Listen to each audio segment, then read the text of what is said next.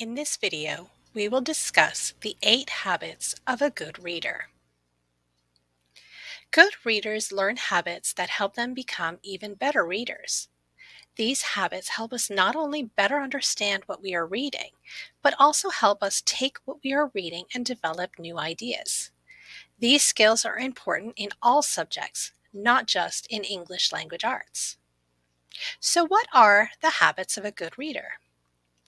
Predict, visualize, connect, question, clarify, infer, summarize, and evaluate. But what do they all mean? Predict.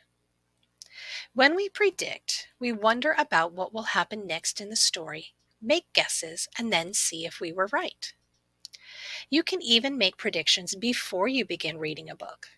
Look at the title of the book, the picture on the cover, and the blurb on the back, and make a guess at what the book is about and what will happen in the story. Visualize. When we visualize, we create a picture in our mind of what is happening in the story.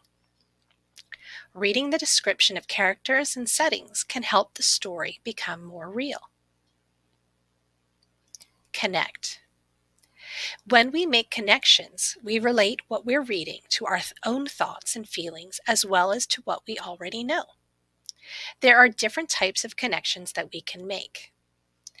Text to self, when we relate what we're reading to things that have happened in our own lives. Text to text, when we relate when we're reading to other things that we've read in the past. Text to media, when we relate what we've read to things we've seen in movies. Text to world, when we relate what we are reading to things that are happening in the real world around us. Question. Good writers usually don't give us all the information right up front. They often incorporate some suspense to keep their reader interested. As you're reading, ask yourself questions about the text. Who, what, when, where, why, and how. Decide if what you've read makes sense. Clarify. Sometimes writers use terms that we don't understand or are unfamiliar to us. We can often find answers in the text or by looking in the glossary, but sometimes we need to look things up to help us understand better. Infer.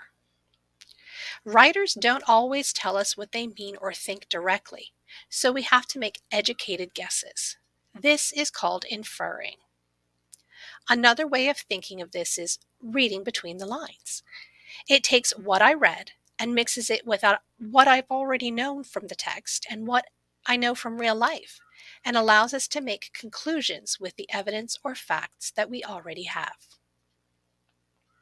Summarize. A good reader is able to give a summary of what they read. A summary is not a complete retelling of all the details in a story. A good summary retells the most important ideas, characters, and moments of a story in the reader's own words. It only keeps the details that are the most important. Evaluate. Evaluating is usually done when we finish reading a text. When we do this, we think about what we have read and ask questions like, what did I learn from reading this text?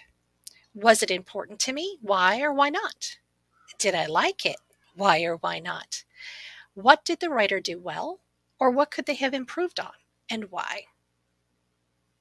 Now that you know the 8 habits of good readers, predict, visualize, connect, question, clarify, infer, summarize, and evaluate, think about which habits you need to add when you are reading.